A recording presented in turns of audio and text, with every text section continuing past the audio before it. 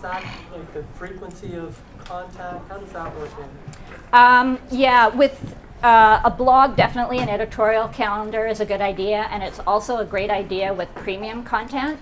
So what I try and do is I do the roadmap for each of my personas and lay out the kind of content that I think I'm going to need.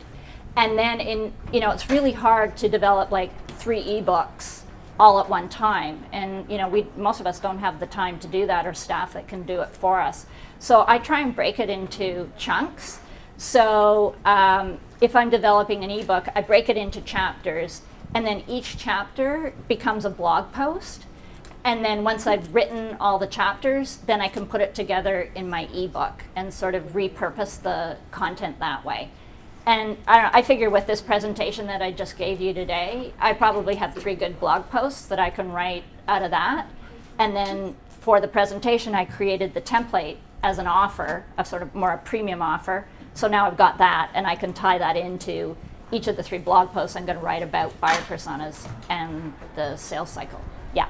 That's actually the kind of thing I was hoping you would speak more about. In the session description, it said you talk about ways to make content creation less time-consuming, which is the #1 problem that everybody has, I think. Well, okay. I'm sorry I didn't cover it in the presentation. I thought I was going to run out of time, so that's why I didn't get into it too much.